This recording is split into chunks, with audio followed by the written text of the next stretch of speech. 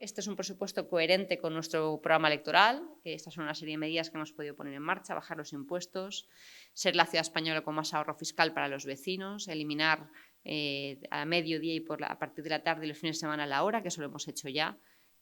Contratar también nuestro compromiso de instalación de cañones, del que os hablaba anteriormente, en la Devesa, que ha sufrido mucho recientemente por los incendios y que creemos que tiene que mejorarse la protección. Apostar por la limpieza, la seguridad, la vivienda y la sostenibilidad. Apostar fuertemente en este sentido por el tema de la seguridad. Ya os he dicho que representa 1 de cada 4 euros del presupuesto, son 278,1 millones de euros.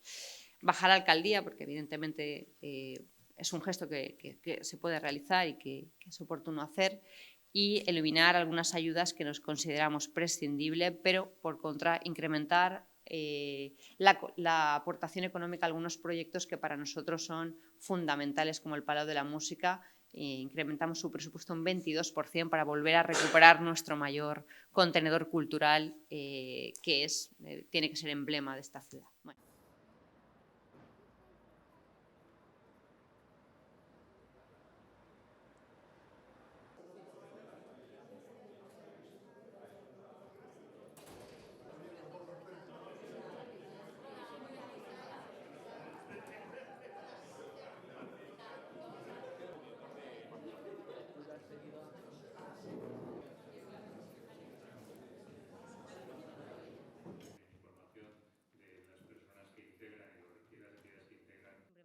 Bienvenidos a esta sesión constitutiva del Consejo Social de la Ciudad, que es una de las más agitadas, que ayer ya me decía que tenía todo estudiado.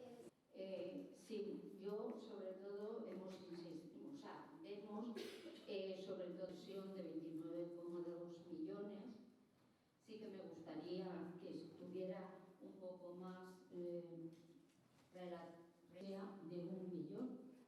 Creemos que invertir porque que aunque allí tengan que decir tanto el ayuntamiento 2021, decir que bueno, y los ahorros. A dos temas que nos preocupan mucho. Uno es la protección de los consumidores, que desde el ámbito local la verdad es que se ha hecho.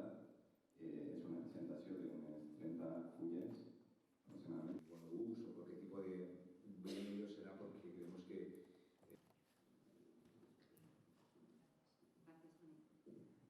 sino hacer una labor